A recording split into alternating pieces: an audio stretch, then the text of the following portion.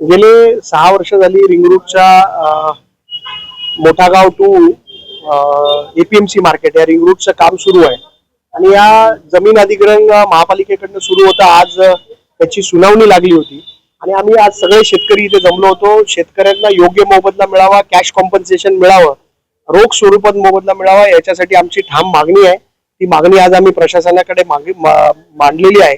कुठलाही शेतकरी विकासाच्या आड येणार नाही. सगळे शेतकरी विकासाला अनुसरूनच त्यांच्या जमिनी द्यायला तयार आहेत.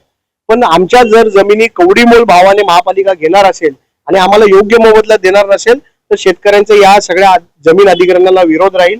माझी प्रशासनाला विनंती आहे की आम्ही आमच्या जमिनी, हक्काच्या जमिनी, आम्ही एवढी वर्ष जपून ठेवलेल्या जमिनी जर प्रशासनाला आमच्या या विकास कामासाठी द्यायला तयार आहे तर प्रशासनाने आम्हाला याच्या मोबदल्यामध्ये आमचा योग्य मोबदला जो सरकारी नियमानुसार आहे, आम्ही कुठल्याही नियमाच्या बाहेर जाऊन मागत नाही, आम्ही नियमानुसार जो मोबदला आहे तो आम्हाला सरकारने द्यावा. याच्यासाठी आम्ही सरकारकडे पाठपुरावा देखील करणार आहे आणि आज आम्ही प्रशासनाकडे आमची मागणी केलेली आहे.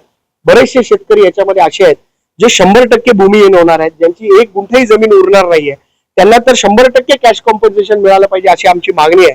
आणि काही ठिकाणी तर कॉन्ट्रॅक्टरनी जबरदस्ती त्यांच्या जमिनीमध्ये जमीन ताब्यात न घेता भराव केला होता. त्यांच्यावरती आम्ही FIR करण्यासाठी पोलीस स्टेशनला देखील गेलो होतो.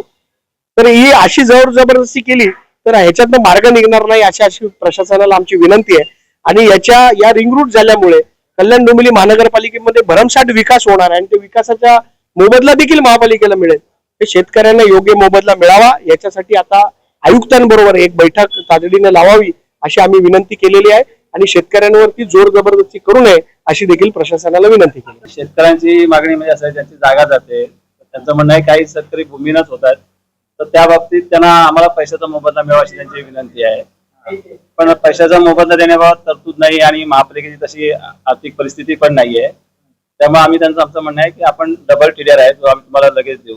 आम्ही त्यांना अग्रीमेंटचा फॉर्मॅट पण आणलेला आहे, तो आम्ही त्यांना आताच तिथे देतो. त्यांनी प्रत्यक्ष सहाय्य करून द्या, जेणेकरून आम्ही तो 7-8 दिवसात कारवाई करून DRC सर्टिफिकेट त्यांना देऊ, जेणेकरून त्यांना मोबदला मिळेल, लवकरात लवकर मोबदला मिळेल.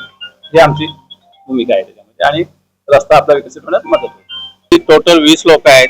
20 लोकांची जवळजवळ 9 एकर जमीन जाते. मागणी आमची पैशाच्या स्वरूपात आहे. आम्हाला TDR नको, कारण काही लोकांना घर बांधायला सुद्धा जागा ओढत नाही. तर त्या हिशोबाने आम्हाला पैसे दिलाय तर कुठेतरी घर घेता येईल, कुठे ब्लॉक घेता येईल, जागा घेऊन घर बांधला जाईल, ही आमची अपेक्षा आहे शासनाकडे.